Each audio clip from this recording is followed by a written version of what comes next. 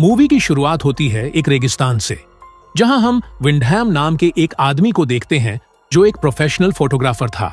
दरअसल वो रेगिस्तान में सूर्य ग्रहण की अच्छी फोटोज क्लिक करने के लिए आया था। फिर शाम तक वो सभी फोटोज क्लिक कर लेता है और वहां से जाने लगता है। लेकिन थोड़ी दूर जाने पर उसको रोता हुआ एक बच्चा दिखाई देता है। तभी विंडहैम उससे पूछता है कि तुम क्यों रो रहे हो, जिस पर वो कहता है कि मैं यहां पर खो गया हूं। तब ये सुनकर विंडहैम उस बच्चे को अपने साथ चलने के लिए कहता है, लेकिन वो बच्चा दूसरी तरफ जाते हुए कहता है कि मेरे पेरेंट्स उस तरफ मिलेंगे। तब विंडहैम को ना चाहते हुए भी उस बच्चे के पीछे जाना पड़ता है और साथ ही वो उस बच्चे को रोकने की कोशिश करते हुए कहता है कि उस तरफ कोई भी नहीं है। लेकिन वो बच्चा नहीं रुकता। फिर उसका पीछा करते करते विंडहैम रेगिस्तान के काफी अंदर तक जा चुका था। तभी विंडहैम उस बच्चे को जबरदस्ती रोकने की कोशिश करता है, लेकिन वो बच्चा फिर भी नहीं रुकता और तभी वो विंडहैम को एक अजीब सी स्माइल देखकर वहां से भाग जाता है, जिससे विंडहैम समझ जाता है कि वो बच्चा उसको यहां पर जानबूझकर फंसाने के लिए लाया है। इसलिए वो वहां से वापस जाने लगता है, लेकिन उसको वापस जाने का रास्ता पता नहीं होता, इसलिए वो वहां पर भटक जाता है और चलते चलते अंधेरा भी हो जाता है। उसके बाद विंडहैम खुद को ठंडी हवा से बचाने के लिए एक शेल्टर ढूंढने लगता है और थोड़ा आगे जाने पर उसको एक घर दिखाई देता है जहां एक औरत भी होती है।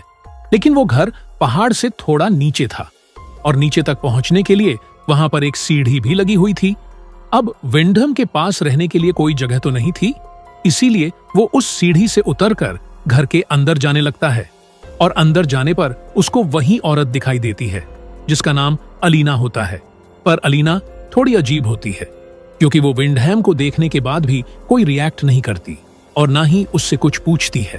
तब विंडहैम खुद ही अपने बारे में बताते हुए कहता है कि मैं रास्ता भटक गया हूं, इसीलिए क्या आज रात के लिए मैं यहां रुक सकता हूं। जिसे सुनने के बाद भी अलीना उसे कोई जवाब नहीं देती और थोड़ी देर बाद वो उसको खाना खाने के लिए कहती है। तब विंडहैम को सुनकर थोड़ा अजीब लगता है, पर फिर भी वो खाने के लिए बैठ जाता है। हालांकि वो उस खाने को नहीं खाता।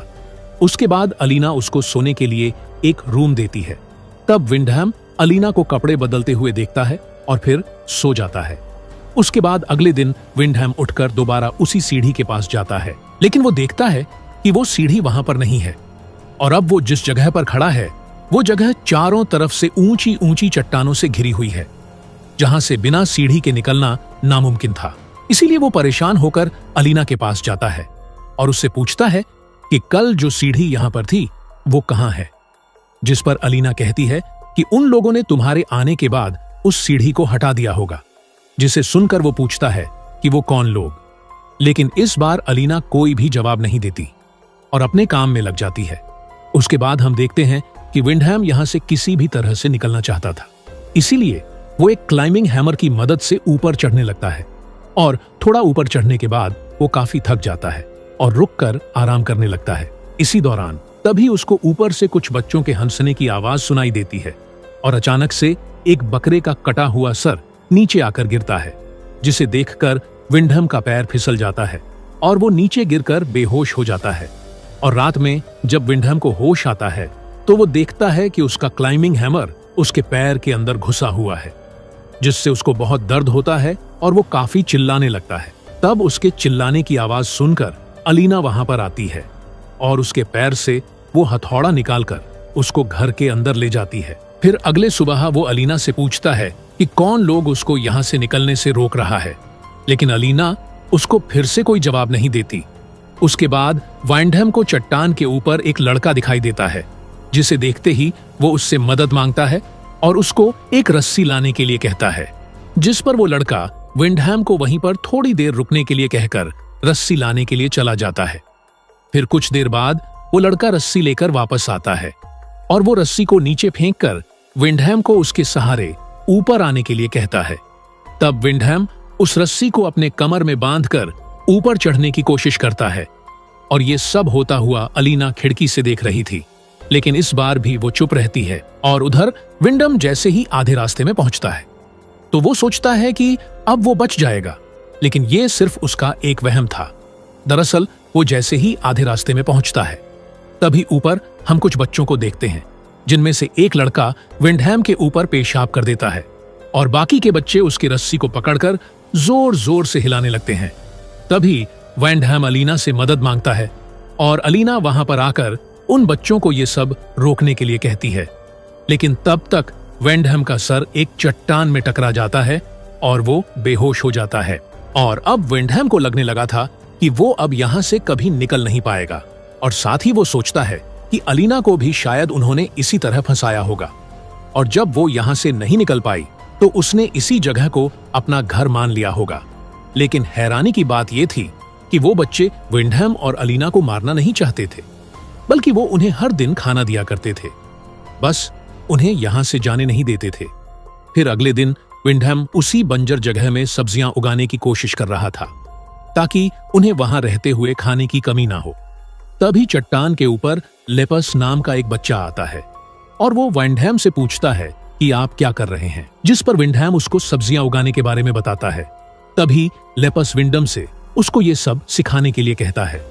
तब इस बात का फायदा उठाकर विंडहैम लेपस को अपना दोस्त बनाने की कोशिश करता है और उससे कहता है कि तुम जब चाहो मैं तुम्हें सिखा सकता हूं। जिसे सुनकर लेपस उसकी तरफ एक च्युइंग गम का पैकेट फेंकता है और वहां से चला जाता है। फिर उसी मिट्टी में विंडहैम को एक रिंग और एक कार की चाबी मिलती है, जिसे देखकर वो समझ जाता है कि उससे पहले यहाँ पर और भी कई लोग आ चुके हैं। उसके बाद रात को विंडहैम काफी शराब पीने लगता है। तब अलीना उसको और ज्यादा पीने से रोकती है, पर विंडहैम उसको डांट देता है, जिसके बाद अलीना अपने सभी कपड़े उतार देती है। तब ये देखकर विंडहैम खुद को रोक नहीं पाता और दोनों वहीं पर इंटीमेट होने लगते हैं।